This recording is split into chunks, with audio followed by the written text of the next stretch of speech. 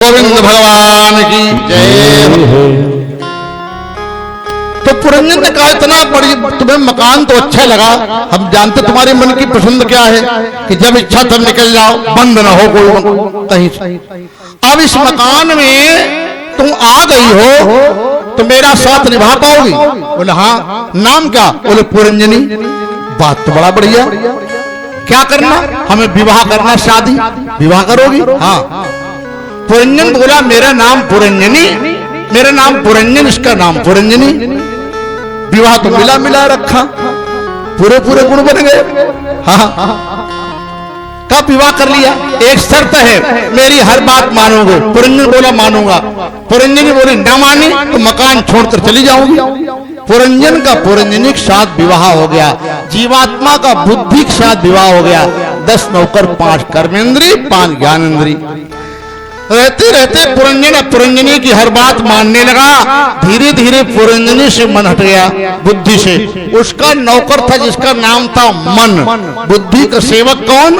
मन। मनमानी करने लगा। अब पुरंजन पाप करने लगा। अब पाप करते करते तमाम पाप कर डाले। पुरंजनी नाराज हो गई। जब जीव मन की करता ना, बुद्धि की बात नहीं मानता, मन की बात मानने लगता तो बुद्धि भ्रष्ट हो जाती। हाँ, बहुत ध्यान समझना। धीरे धीरे 6 बालक हो गए। काम, क्रोध, लोभ, मोह, मद और मत्सर। 100 वर्षों तक पुरंजन इस 9 दरवाजे वाले मकान में बना रहा। एक दिन इसने क्या देखा? 365 गंधर्व दिन और 365 गंधर्वियां रात्रि। इन दोनों ने मिलकर मकान पर कर दिया आक्रमण। हे पुरंजन, मकान खाली कर, तेरे मकान में आग लगाई जाएगी। आग लगाओगे? हाँ। पुरंजन कहता मकान खाली नहीं करूंगा। गंधर्वों का मकान खाली करना पड़ेगा। नहीं खाली किया। इनका मित्र था एक जरा, एक कन्या थी जिसका नाम था जरा। जरा माने बुढ़ापा। मकान की छत पर बिठा दिया, मकान जर्जर कर दिया। मकान हिलने लगा, फर्श टूट गई, दीवारें गिर गई। अब मकान जब जर्जर हो जाए, दीवारें टूट जाएं, फर्श टूट जाए तो क्या अब झाड़ू लग जाए? वही बड़ी बात है।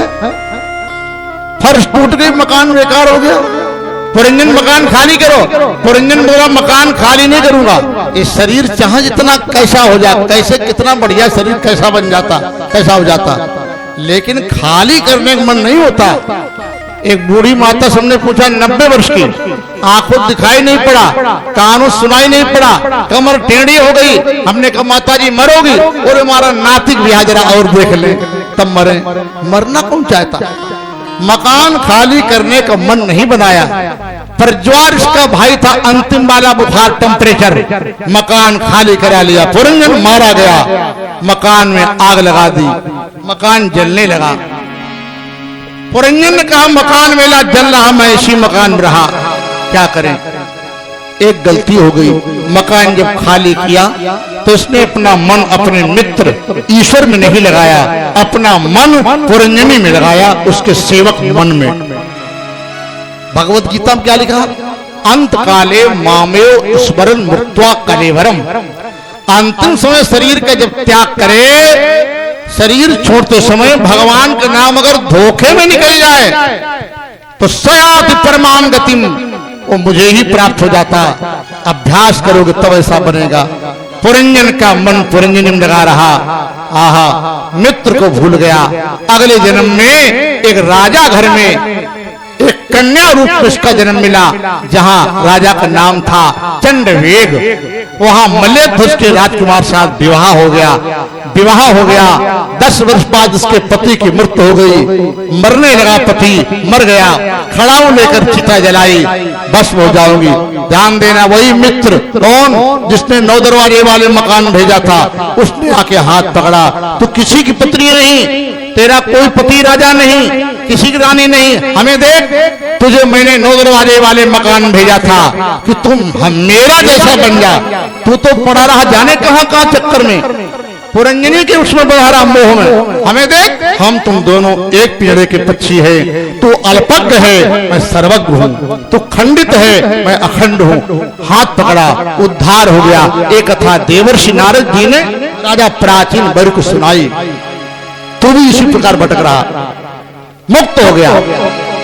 जब तेरी डोली निकाली जाएगी, जब तेरी डोली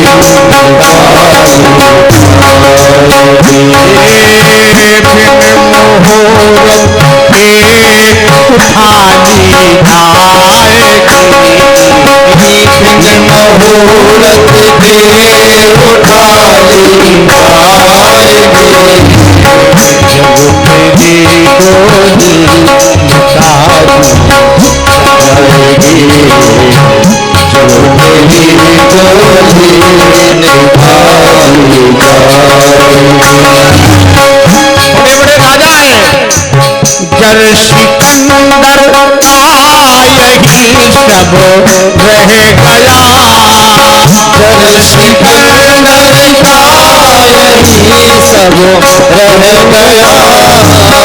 सिकंदर भारत को आक्रमण करने आया और जब विदा हुआ तो कहा मेरे हाथ दफन के बाहर निकाल दो। बोले क्यों?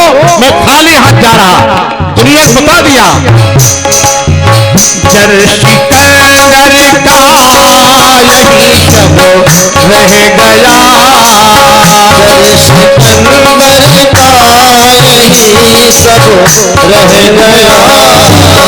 मरते दम लुकमान भी ये कह गया, मरते दम लुकमान भी ये कह गया। लुकमान एक हकीम था और मरने लगा तो क्या बोला?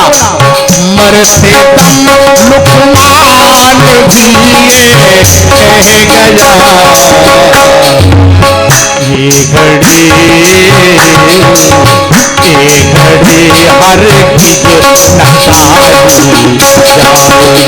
निकाली जाएगी, जब तेरी डोली निकाली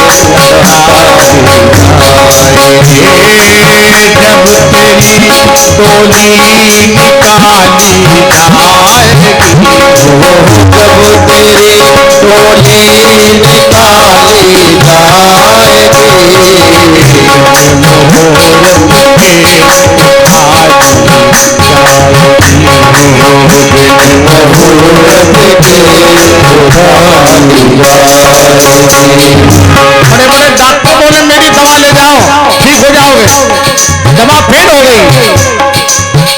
उन हकीमों से ये कह दो बोल कर, उन हकीमों से ये कह दो बोल कर, करते हैं दावा किताबें खोल कर, करते हैं दावा किताबें खोल कर। ये दवा हर चीज नसाई जाए, ये दवा हर चीज नसाई जाए। जब तेरी डोली निकाली जाएगी, जब तेरी डोली निकाली जाएगी,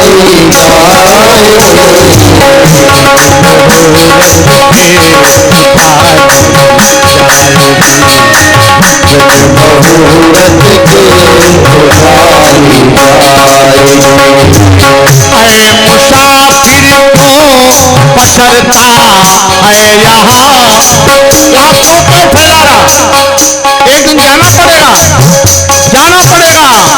ये मिला तुझको किराए का मकान, ये मिला तुझको किराए का मकान। जिसके मकान में रहो किराए पर, अरे मकान मालिक किराया देना पड़ेगा, मकान मालिक को किराया देना पड़ेगा। किराया अगर न दिया तो ये मकान मालिक परमात्मा, और उसको किराया नहीं दिया, किराया क्या? भजन, भजन ही किराया। ए मिला तुझको किराए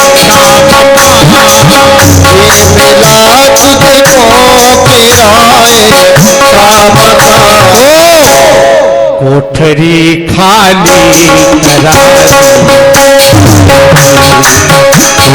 खाली करा ले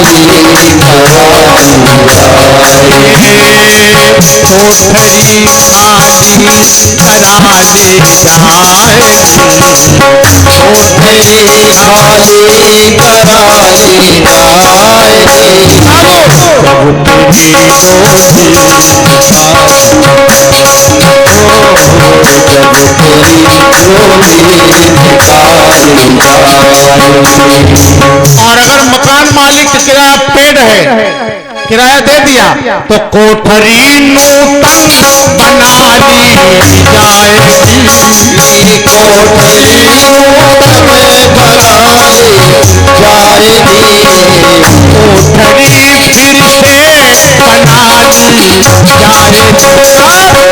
कब? जब तेरी डोली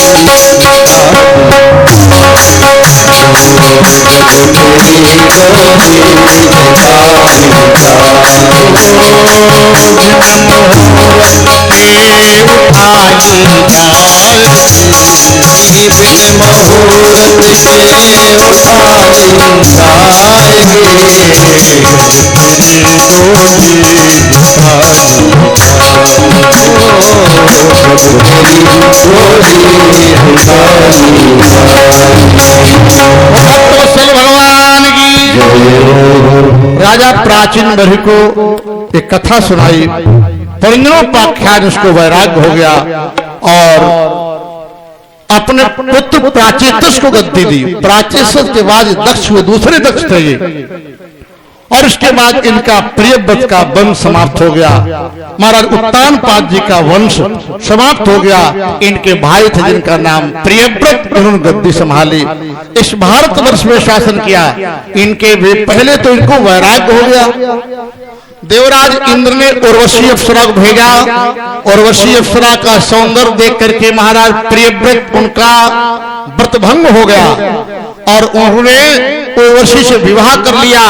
उसका सौंदर्य देख करके जिनके एक बेटा हुआ जिसका नाम रखा गया नाभ, और नाभ के बेटे हुए महाराज आग्नेयद्र। आग्नेय के 100 बेटे हुए जिनका नाम 100 पुत्र। 81 राजकुमार धर्म का प्रचार करने लगे। ऋषभदेव के 100 बेटे 81 राजकुमार धर्म का प्रचार करने लगे। 9 बालक योगी बन गए।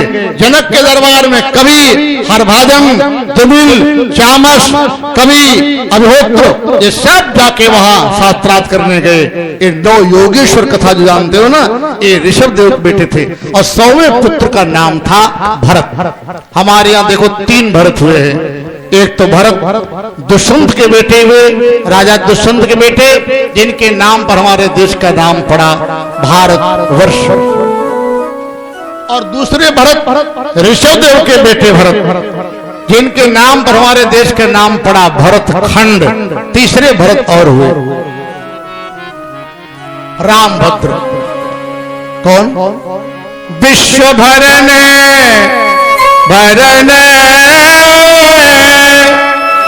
पोषण कर जोई, ताकर नाम भरत अस होई। जो न जन्म जगोत भरत को, सकल धर्म धुरी धरनि भरत को। संसार के धर्म की धुरी कौन धारण करता? ये भरत। तीनों भरत अलग हैं। ऋषभदेव के बेटे भरत जी ने इस ब्रह्मावर्त में शासन किया और जब देखा मेरा प्रारब्ध क्षीण हो गया, 5 बेटे हैं, अपने 5 पुत्रों को संपत्ति भोगी हुई यथोचित विभाजित कर दिया, दे दिया। और नेपाल में गंडकी नदी, कमलेश तिवारी जी, नेपाल में काठमांडू क्या गंडकी नदी है। गंडकी जिसमें शालिग्राम भगवान मिलते हैं काले रंग के, देखे जानते शालिग्राम? उसी ने वो विष्णु भगवान है। और गंडकी नदी तुलसी देवी है। तुलसी देवी का शाप लगा। भगवान नारायण शंखचूड़ नाम का दानव, सुदामा नाम का ग्वाला था। एक बार वृंदावन में रासलीला हो रही थी। सुदामा ग्वाला, एक सुदामा ब्राह्मण थे, एक सुदामा माली था, एक सुदामा ग्वाला था। ग्वाला ने राधा जी की सुंदरता देख करके इसके मन में काम भाव आ गया। राधा जी ने कहा तू राक्षस हो जा। वही सुदामा ग्वाला शंखचूड़ नाम का दानव बन के आया। और इधर राजा धर्मध्वजा की बेटी जिसका नाम था तुलसी देवी, नारद जी ने दोनों को विवाह कर दिया। सुदामा ग्वाला राधा जी के शाप से दानव बन गया, कवच कुंडल पहनकर पैदा हुआ, जन्म लिया। और जब कहा राधा जी ने तेरा कवच और कुंडल को दान में ले लेगा तब तू मारा जाएगा। इस दानव ने धर्मध्वजा की बेटी तुलसी देवी के साथ विवाह कर लिया। तहाँ दंडकारण्य में विवाह हो गया और दैत्यों का राजा बन गया। देवताओं को, मनुष्यों को, यक्षों को अपने अधीन कर लिया। शंखचूड़ दानों ने देवताओं से युद्ध किया। भगवान शंकर जी पराजित हो गए, ब्रह्मा जी पराजित हो गए, विष्णु जी पराजित हो गए। आकाशवाणी भी इसकी पत्नी तुलसी देवी इसका अगर धर्म कोई नष्ट नहीं करेगा तब तक ये दानव संसार में प्रलय कर देगा। अब कौन जाए? हाँ, पार्वती जी ने विष्णु जी से बुलाया और कहा तुम चले जाओ, मेरे पति महादेव शंखचूड़ दानव के साथ युद्ध कर रहे हैं। एक सती का, बहुत ध्यान समझना, एक पतिव्रता का सती तो धर्म नष्ट हो जाए कोई बात, बड़ी बात नहीं, तो हजारों सतियों का धर्म बच जाएगा। अगर ये जिंदा बना रहा दानव, हजारों सतियां नारियां उनका धर्म चला जाएगा। इसलिए जाओ विष्णु। पार्वती जी ने कहा तुम शंखचूड़ दानव बन जाओ। विष्णु भगवान ने शंखचूड़ दानव का शरीर बनाया नकली, और तुलसी देवी उसकी पत्नी के पास गए। 1 महीने तक निवास किया और यहाँ दानव शंखचूड़ शंकर जी के साथ युद्ध करता रहा। इधर भगवान विष्णु जी ने उसकी पत्नी शंखचूड़ दानव की पत्नी तुलसी देवी का पातिव्रत धर्म नष्ट कर दिया। एक दिन दोपहर का टाइम था, विष्णु जी ने कहा कि देखे मैं विष्णु जी बन पाऊंगा कि नहीं बन जाऊंगा, मैं शंखचूड़ दानव ही बना रहूंगा। तो अचानक दोपहर अपने वेश में आए। तुलसी देवी ने अचानक देख लिया, अरे विष्णु, पराया धर्म दूषित करने वाले, अपनी छाती में पत्थर लगाकर तूने मेरा धर्म नष्ट किया, मेरा पति मारा जाएगा महादेव जी के द्वारा। मैं तुझे शाप देती विष्णु, तूने पत्थर लगा के मेरा धर्म दूषित किया, जाओ तुम पत्थर हो जाओ। विष्णु भगवान शालिग्राम पत्थर हो गए। यहाँ महादेव जी के द्वारा शंखचूड़ दानव मारा गया और फिर पहुंचा सुदामा ग्वाला बन गया भगवान कृष्ण जी का। और तुलसी देवी का मेरा धर्म भी चला गया और पति भी चला गया। शरीर में आग लगाई, चिता लगाई, योग अग्नि भस्म हो गई। उसकी आत्मा का तुलसी का पौधा बना और उसके शरीर की राख उसकी गंडकी नदी बन गई। तो शालिग्राम जी ने कहा तुलसी देवी, तुम्हारा धर्म मैंने नष्ट किया, लेकिन मैं तुम्हारा कभी त्याग नहीं करूंगा। इसलिए तुलसी को शालिग्राम भगवान से कभी अलग नहीं करना चाहिए। जिसके घर में तुलसी, शालिग्राम और शंख तीनों को एक ही स्थान पर पूजा घर में रखा जाता है, उनके घरों में कभी दारिद्र्य का प्रवेश नहीं होता है। शालिग्राम, तुलसी पत्र और शंख तीनों को एक स्थान पर रखना चाहिए। वो गंडकी नाम की नदी है नेपाल में। राजा भरत जी ने कहा अब संपत्ति 5 बेटों को बांट दी, अब क्या करना। अब उनका नियम तक खुले में रहना, कहां हर जगह मिल सकती व्यवस्था। एकांत जंगल में नदी का तट, वहां अपना स्नान करेंगे, भोजन मिलेगा ना मिलेगा, रहेंगे अपने वहां।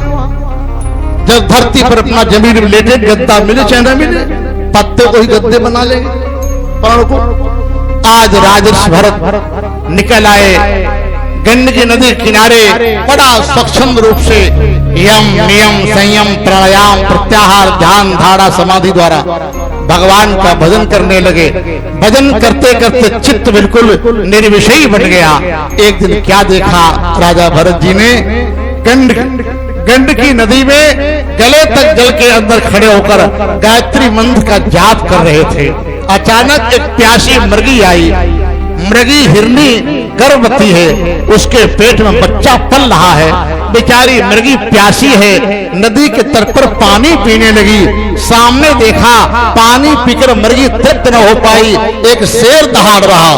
शेर की गर्जना सुनकर मृगी ने छलांग भरी। चौकन्नी हो गई मृगी तो उस पार हो गई, नदी के पार कूद गई, लेकिन उसका बच्चा योनि द्वार से निकल करके उस नदी के प्रवाह में मृगी का बच्चा गिर पड़ा। मृगी की मृत्यु हो गई, हिरनी की मृत्यु हो गई और मृगी का बच्चा नदी में बहता हुआ जा रहा। राजर्षि महात्मा भरत वहां पर स्नान कर रहे खड़े खड़े, देखा मृग का बच्चा बह जाएगा, मर जाएगा। बड़े प्यार से शरीर उसका साफ किया, साफ करके कंधे पर बिठाया, कुटिया में ले आए, एक कटोरा लाए, मांग मांग कर दूध लाते हैं, मृग के बच्चे को दूध पिलाते हैं। धीरे धीरे मृग बड़ा होने लगा। बड़े प्यार से उसका नाम रख लिया कुड़क। क्या नाम रखा? कुड़क। दूध गर्म करके रखा, कुड़क कुड़क करके बुलाया, मृग का बच्चा आ गया, दूध पिला दिया।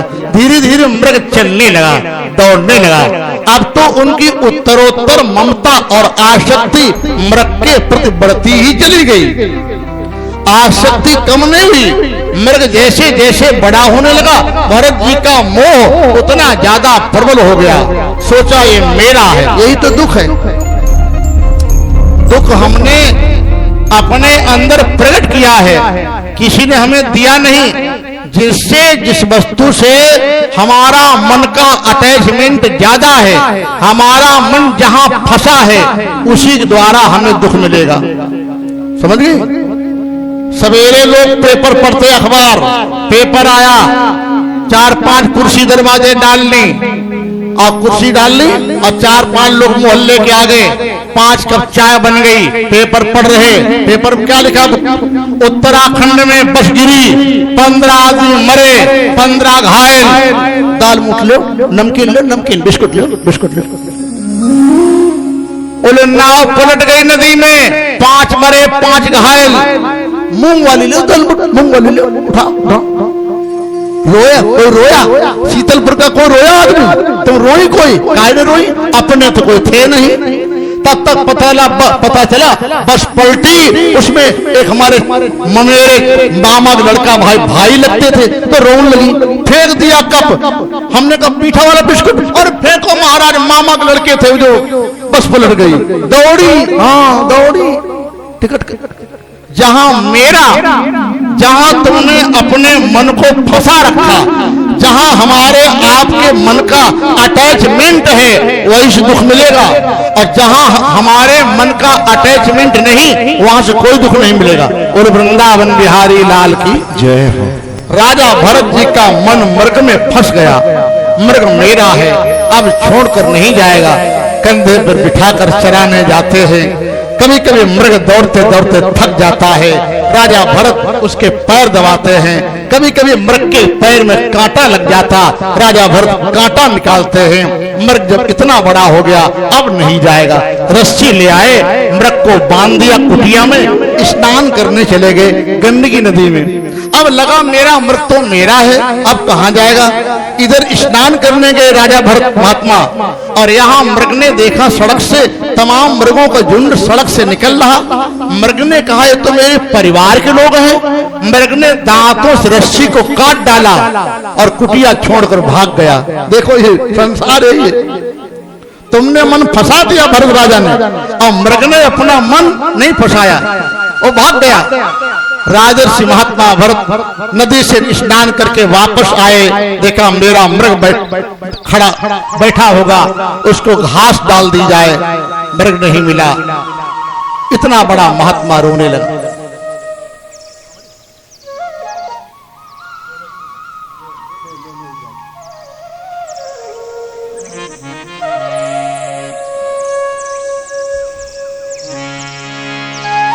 बड़े प्यार से पाला उसे। इतना बड़ा ज्ञानी महात्मा रो रहा है, कंधे पर कपड़े भीगे टागे हुए, दूध वाला कटोरा हाथ में लिए वृक्षों से लिपट लिपट के रो रहा। अरे मृग चला गया, हमसे क्या गलती हो गई? पाला उसे प्रेम पवित्र से था, परंतु है बंधन प्रेम पास। आसन शयन भजन भोजन ललन में, थे एक सी लीलावर्तते रहे। परंतु मृग झुंड विलोक के मिला, गया उसी दूर सुदूर प्यारा। सोना नहीं मिला जब दिन में भरत को, थे तेरते भटकते बीहड़ बनों में। अरे मृग, नदी के टीले पर लेटा हुआ महात्मा आज वृक्षों से लिपट लिपट के रोता है। मेरा मृग आपने देखा? चंद्रमा निकला, चंद्रमा की कालिमा देख करके राजा भरत रो रहे। तुम्हारे जैसा मेरा मृग था काले रंग का, क्या आपने देखा? हमसे कुछ कहकर नहीं गया, हमसे क्या भूल हो गई, हमसे क्या गलती हो गई? तपस्या नहीं की और तेरे लिए घास लाया और तब भी छोड़ के चला गया। तप छोड़ वनस्थली से हरी हरी, मैं दूब सदैव खिलाता रहा। मुख चूम कर अंक लगाता रहा, और कर पीठ पर रोज फिराता रहा। ओ प्राणों से प्यारा दुलारा मेरा, मृग छोना आहा कहीं जाता रहा। मृग के वियोग में राजर्षि महात्मा भरत पागल हो गए। नदी के टीले पर लेटे लेटे कई दिन हो गए, न अन्न लिया, न जल लिया, न फलाहार किया, शरीर छोड़ दिया। याद रखो, अंतिम समय आपका मन जहां चला जाएगा, आपको अगले जन्म में वहीं पर जन्म लेकर फिर से दोबारा आना पड़ेगा। महात्मा भरत जी का मन इतना बड़ा देश का राजा था। कौन था? इस भारतवर्ष का राजा, और मृग से मोह हो गया, उसके वियोग में प्राण दे दिए। अगले जन्म में मृग बनना पड़ा। आशा लगी रही मृग में भरत की, मृग दे पाई कुटिया उसी में ज्ञानी, ध्यानी बैरागी परमहंस योगी था। आज भरत सा योगी देखो मृग जन्म पाता है। मृग जन्म मिला और सारी बातें याद है। तपस्या का, भजन का प्रभाव था, जितनी बातें सब याद। मैं भरत नाम का राजा था, मृग के बच्चे को पाला पोषा बड़ा किया, छोड़कर चला गया, उसके वियोग में प्राण दे दिए, मृग बनना पड़ा। देखो, जहां घास लाते थे ना, वो जगह सूंघ सूंघ कर पहचान ले, यही घास छिलता था। हाँ, ये जगह यही हवन करता था, यही मैं माला जपता था, यही नदी किनारे मृग का बच्चा मिला था, यही मैं लेटता था, यही मैं हवन करता था, यही फलाहार करता था। सारी बातें याद है। क्या गलती हो गई? और कथा को जरा गहराई समझो कथा को। कमलेश तिवारी जी, क्या गलती हो गई? राजा भरत जी से क्या गलती हो गई? नदी में बहता हुआ मृग का बच्चा जा रहा, किसी के प्राण जा रहे, उसको बचा लो। ठीक परीक्षित जी, नदी से बचाने के बाद मृग को अपने कंधे पर बिठाया, ये भी अच्छा किया। और कंधे पर बिठाने के बाद मृग के बच्चे को अपने कुटिया में बसाया, आश्रम में, ये भी अच्छा किया। और कुटिया में बसाने के बाद मृग को अपने दिल में बसा लिया, यही गलती हो गई। कलेजे में बसा लिया। अपने मकान में, इकबाल बहादुर सिंह, अपने मकान में, अपने घर में, कमरे में किसी को बसा लेना, दिल में परमात्मा श्री कृष्ण के अलावा कोई को न बसाना, किसी को नहीं बसाना, दिल में भगवान को बसाना, तभी नैया पार लग जाएगी। जल में आप घर में रहना और मकान में रहना, मकान को अंदर न बसाना। एक एक शब्द याद कर लो, मकान में रहना, मकान को अंदर न बसाना। आप मकान में रहती हो या मकान आपके अंदर रहता? मकान में रहना, मकान को मन में न बसाना। घर में रहना, घर को मन में न बसाना। जगत में रहना, जगत को मन में न बसाना। ये भागवत का सिद्धांत है। नदी में जल में नाव बनी रहेगी, नाव पार लग जाएगी, और नाव के अंदर अगर जल आ गया तो नाव डूब जाएगी। हम जगत में रहे। कानपुर किदवई नगर में एच ब्लॉक में एक रामेश्वर मंदिर है, रामेश्वर कानपुर में। वहां हमने भागवत की 8-10 वर्ष पहले की बात। तो वहां की माता अग्नोत्री थे, वो 7 दिन भागवत हो गई। 8वें दिन हमने कहा हवन होगा। अरे 90 वर्ष की बूढ़ी माता ने हवन कराने से इनकार कर दिया। महाराज 2.5 लाख रुपया लगा है दीवालों में, ऑयल पेंट हुआ, 2.5 लाख रुपए का ऑयल पेंट हुआ दीवालों में, हवन नहीं कराएंगे महाराज, दीवारें काली पड़ जाएंगी। हमने कहा देखो इसका शरीर 90 साल का हो गया और दीवारों से कितना इसको प्यार है, कितना मोह है, दीवारें काली हो जाए, हवन नहीं कराया। हाँ तुम्हारा लड्डू खा लो, हवन सामग्री आप लेते जाओ, और कहीं जब कोई करे तो कर देना हवन। बोलो वृंदावन बिहारी लाल की जय। मकान में रहना, मकान को अंदर में बसाना, राजा भरत से गलती हो गई। मृग के शरीर में भगवान का भजन किया, मृग के शरीर में भगवान की आराधना की। तीसरे जन्म में ब्राह्मण कुल में पैदा हुए, ब्राह्मण कुल में जन्म मिला, अंगिरस गोत्र में। देखिए भजन करते करते, साधना करते करते अगर मुक्ति न मिली, अंतिम ऊंचाई न मिली, तो भजन निष्फल नहीं जाएगा। अगला जन्म या तो धनवान घर में होगा या विद्वान घर में जन्म मिलेगा। या धनवान घर में जन्म मिलेगा या विद्वान घर में जन्म मिलेगा। भजन व्यर्थ नहीं जाएगा। विद्वान घर में जन्म मिला, 5 वर्ष के हैं। माता ने एक दिन भोजन दिया, बेटा भोजन कर लो। इनका नाम पड़ गया जड़ भरत। यही जड़ भरत है। कोई कहता गोबर ले आओ, गोबर लाए, कोई कहता है चारा डालो, कोई कहता बाहर लेटे रहो, तुम अंदर लेटने लायक नहीं हो। बोले ठीक है।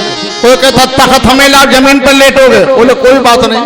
कोई कहता तख्त भी नहीं मिलेगा, गेट के बाहर जहाँ सड़क है, सड़क और गेट के बीच में जहाँ क्या कहते हैं उसको, बेंच कहते हैं ना, जैसे नीम सारम थी, बेंच पर लेटोगे, लेट गए, कोई चिंता नहीं। कोई कहता भैया आज तख्त मिल जाएगा। बोले इधर वाला था, अरे जहां मन आ जाए बोले तहां। अब भोजन भी बंद हो गया।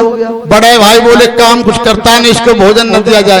बड़ी भाभी के पास गए, दिन का भोजन कुछ बना है, तो सब लोग भोजन करके उठ गए, झाड़ू उठाई और जूठन पड़ी, जूठन को बटोर लिया और कटोरा में भर दिया और जड़ भरत जी के आगे डाल दिया। जड़ भरत जी ने बड़े प्यार से खा लिया। प्रभु इतने दिन के बाद जूठन मिली, तुम्हारी कितनी कृपा है।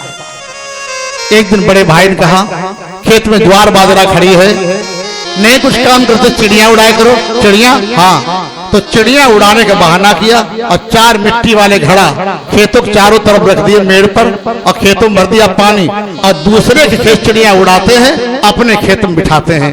बड़े भैया का चिड़िया उड़ाने गए होंगे तो देखा चिड़िया उड़ाने क्या बिठा रहे, पकड़ के हाथ। जड़ भरत जी को बहुत मारा पीटा। आज बात घर में लौट के ना आना। जड़ भरत जी ने का बहुत अच्छा रहा।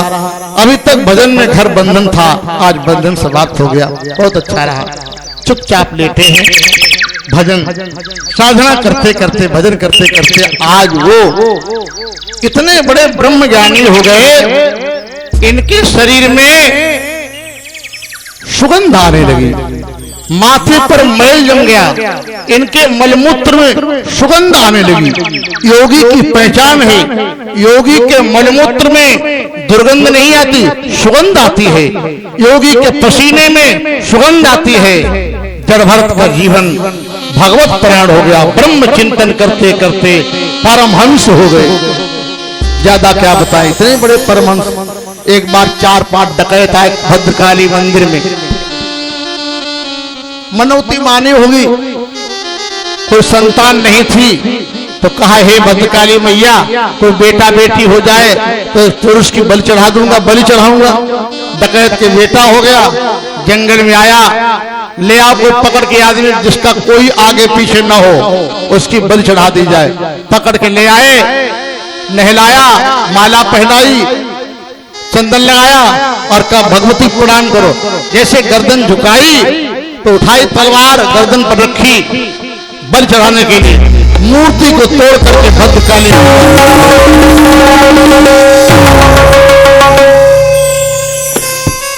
और भद्रकाली माता आ गई। चारों डाकू गर्दन काट डाली, जयभरत जी को बचा लिया और कहा तुम उनके आगे आगे। माँ तुम ठंड हो, और सचंडी यज्ञ चल रहा ना, तो दो पंक्तियां गालो भगवती जी। दुष्टजनों का खून बहाकर अपना खप्पर भरती हो, दुष्टजनों का खून बहाकर अपना खप्पर, इसीलिए तो जग में तेरी, इसीलिए तो जग में तेरी होती जय जयकार हो जगदम्बे मैया, महिमा तुम्हारी मैया, महिमा तुम्हारी मैया, महिमा तुम्हारी परम्पार मैया, महिमा तुम्हारी परम्पार। जब जब तेरी वसुंधरा पर भक्त सताए जाते हैं, जब जब तेरी वसुंधरा पर भक्त सताए जाते हैं, लक्ष्मण बारह रूप धरी नारायण तब आते हैं, लक्ष्मण बारह नारायण तब आते हैं।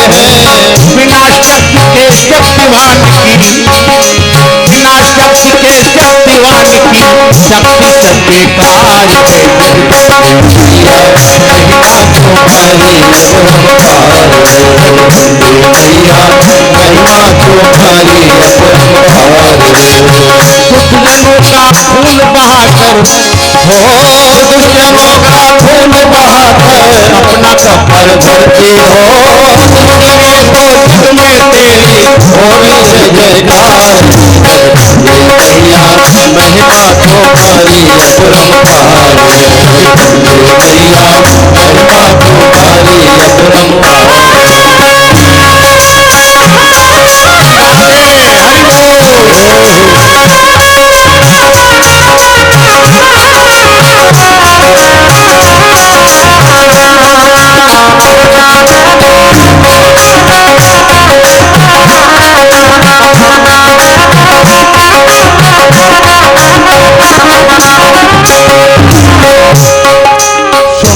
शुंभ संहारे मैया, महिषासुर को मार दिया, शुंभ संहारे मैया, महिषासुर को मार दिया। बड़े बड़े दानों का तूने पल भर में संहार किया, बड़े बड़े दानों का तूने पल भर में संहार किया। सुर नर मुनि जन आरती गावे, सुरजन मुनि जन आरती गावे, सुर नर मुनि जन आरती गावे, जलती ज्योति हजार मैया, महिमा तुम्हारी परम्पार मैया, महिमा तुम्हारी परम्पार। दुष्टजनों का खून बहाकर, दुष्टजनों का खून बहाकर अपना खप्पर भरती हो, इसीलिए तो जग में तेरी हो रही जय जयकार मैया, महिमा तुम्हारी परम्पार मैया, महिमा तुम्हारी परम्पार।